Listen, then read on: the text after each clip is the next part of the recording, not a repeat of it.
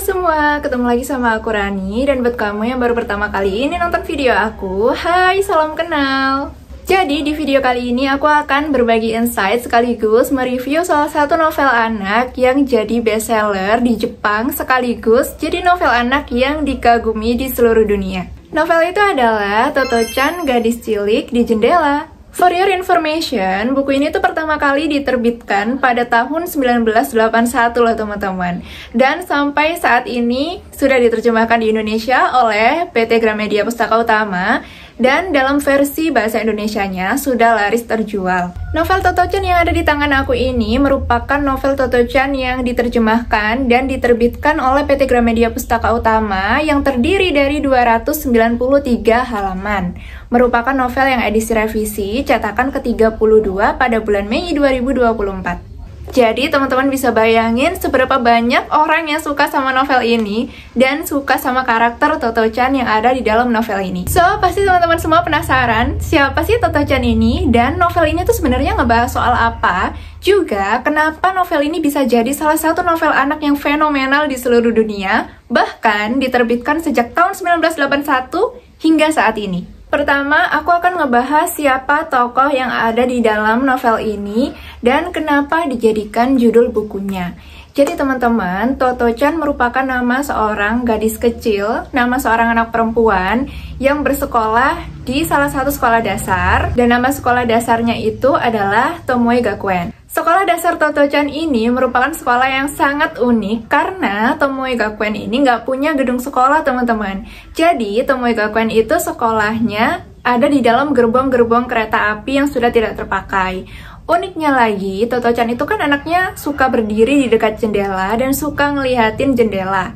Itu alasan kenapa di bagian pertama disebutkan bahwa Toto-chan ini sempat dikeluarkan dari sekolah dan dianggap sebagai anak yang nakal sekaligus anak yang aneh. Di novel ini tuh sebenarnya Toto-chan digambarkan sebagai seorang anak perempuan yang punya rasa ingin tahu yang sangat tinggi banget. Jadi rasa penasarannya Toto-chan tuh besar banget karena dia tuh pengen tahu banyak hal gitu. Toto-chan juga digambarkan sebagai seorang anak yang cukup berbeda dari anak-anak lainnya. Waktu Toto-chan ini sekolah di sekolah dasar biasa, dia tuh sering berdiri di dekat jendela untuk melihat apa yang ada di jalanan. Tapi hal tersebut dianggap sebagai sesuatu yang aneh oleh guru Toto-chan di sekolahnya sebelumnya. Jadi bisa dibilang di buku ini tuh kita akan melihat masa kecil Toto-chan, kesehariannya di sekolah barunya, sekaligus pelajaran-pelajaran kehidupan yang bisa kita dapat dari kehidupan anak-anak.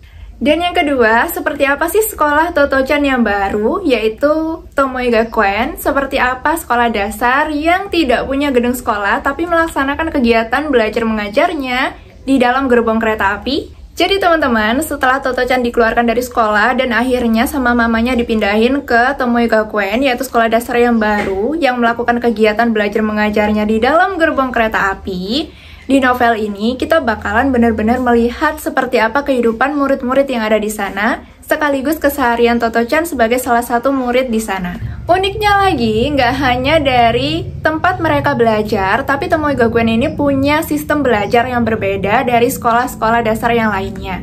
Berbeda kayak gimana tuh? Jadi di Tomoe Gakuen ini murid-muridnya tuh bener-bener bebas mau belajar apapun. Jadi nggak ada jadwal pelajaran seperti di sekolah-sekolah pada umumnya yang mengikat para siswanya. Sederhananya di sekolah ini semua muridnya bebas mengasah potensinya dan bebas belajar apapun yang mereka sukai. Termasuk juga Toto-chan yang bebas untuk memilih dia ingin belajar apa di sana. Jadi hebatnya sekolah ini adalah memberikan ruang pada muridnya untuk belajar apapun sesuai dengan potensi mereka. Hebatnya lagi, semua guru yang ada di sana, termasuk juga kepala sekolahnya, sangat menghargai setiap kekurangan dan kelebihan dari para muridnya, termasuk juga kelebihan dan kekurangan dari Toto-chan. Bahkan, buku ini ditulis untuk mengenang dan menghormati jasa salah seorang gurunya, yaitu kepala sekolahnya. Di halaman buku pertama ini tertulis untuk mengenang Sosaku Kobayashi. Jadi, Sosaku Kobayashi itu adalah kepala sekolah sekaligus orang yang mendirikan Tomoe Gakuen tersebut. Dan buku ini dipersembahkan untuk beliau yang sudah sangat berjasa pada masa itu. Di Tomoe Gakuen bahkan terdapat juga berbagai siswa dengan kekurangan dan kelebihannya seperti yang aku bilang di awal tadi. Dan di sekolah ini bahkan penyandang disabilitas pun diberikan ruang untuk belajar dan kesempatannya sama seperti anak-anak yang lainnya. Jadi, anak-anak yang ada di Tomoe Gakuen diajarkan untuk bisa saling menerima satu sama lain, saling menghargai, dan tidak melakukan perundungan maupun tidak mengejek teman-temannya yang punya kekurangan. Jadi, bisa dibilang nih, uniknya sekolah Toto-chan yang baru ini, Tomoe Gakuen, merupakan sekolah yang bisa mengajarkan dan mendidik anak-anaknya untuk bisa saling menghargai satu sama lain dan tidak melakukan perundungan maupun mengejek kekurangan dari teman-temannya. Karena mereka sudah terbiasa untuk hidup bersama dan saling menghormati satu sama lain. Yang ketiga, apakah benar novel Toto-chan ini ditulis dari kisah nyata? Jadi jawabannya, benar ya teman-teman. Jadi novel Toto-chan ini merupakan novel yang ditulis dari kisah nyata pengalaman dari penulisnya sendiri yang merasakan sendiri bagaimana rasanya sekolah di gerbong kereta api dan merasakan sendiri bagaimana hasil dari didikan sekolah Tomoe Gakuen itu. Dan poin pentingnya yang ada di novel ini yang bisa dipetik sama pembaca, bahkan anak-anak yang membacanya juga bisa, itu adalah poin dimana kita harus bisa saling menghargai satu sama lain, terlepas teman-teman kita itu punya kekurangan ataupun punya keunikan yang berbeda di dalam dirinya. Seperti yang tertulis di buku ini, jadi Toto-chan ini bisa dibaca dari usia 7 tahun ke atas karena merupakan jenis buku anak. Jadi anak-anak tuh bisa banget baca buku ini atau bisa dibacakan ya karena lumayan tebal. Karena ya novel ini tuh amanahnya itu banyak banget. Kita bisa mengambil banyak sekali pelajaran dan bisa mencontohkan hal-hal positif yang ada di dalam buku ini kepada anak-anak. Salah satu halaman di novel ini yang sangat menyentuh hatiku, yang bisa diajarin ke anak-anak juga, adalah pada halaman 97, di mana bunyinya tuh kayak gini.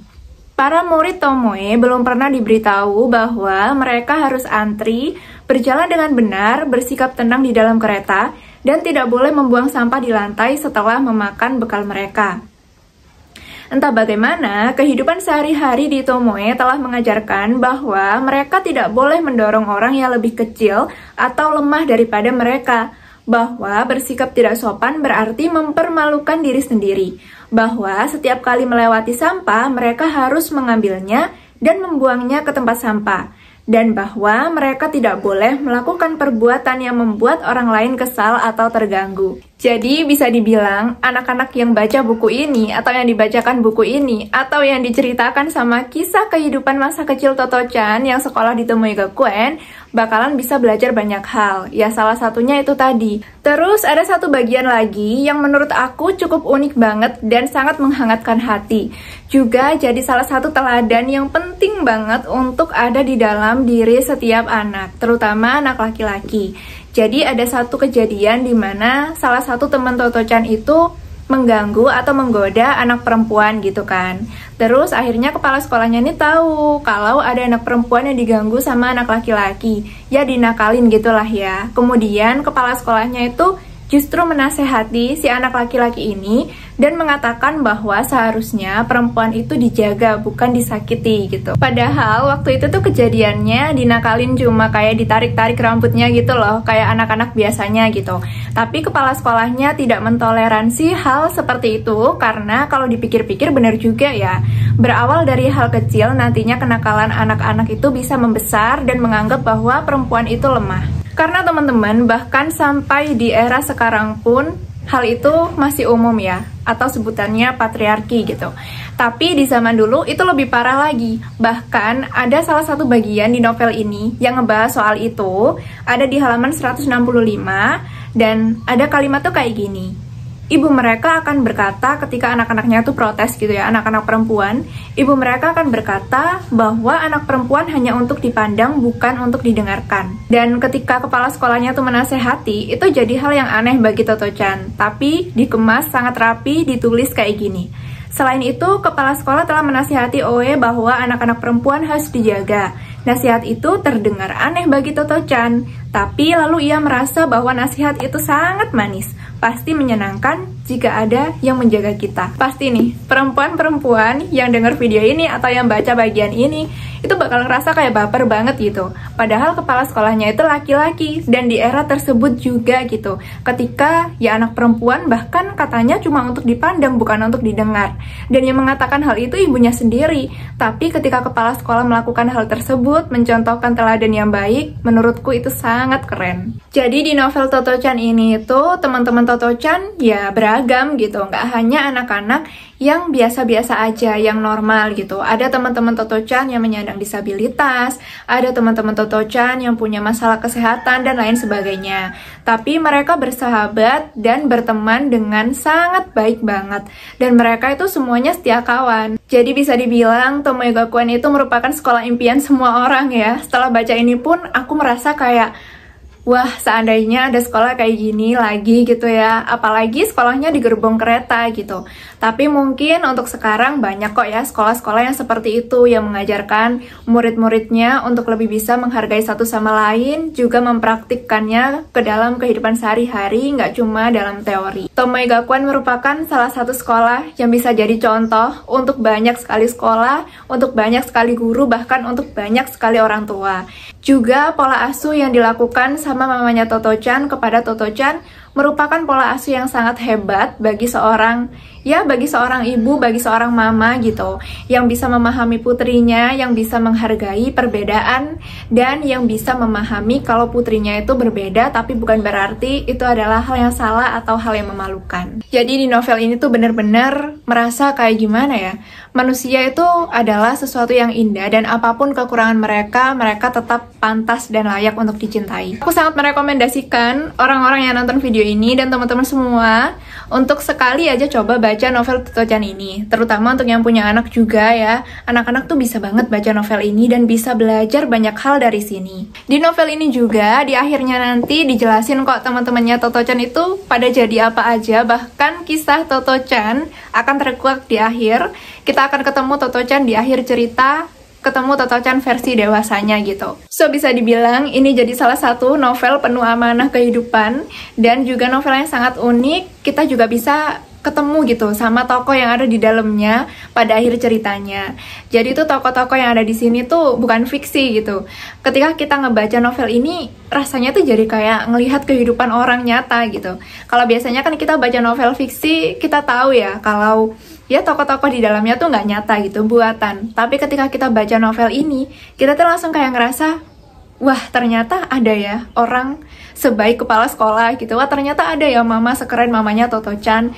Wah ternyata ada ya anak yang seunik Toto-chan kayak gitu. So menurutku novel ini nggak cuma asik dan seru, tapi juga penuh dengan pembelajaran. Novel ini nggak cuma asik dan seru, tapi juga penuh dengan amanah-amanah kehidupan bagi orang dewasa maupun anak-anak.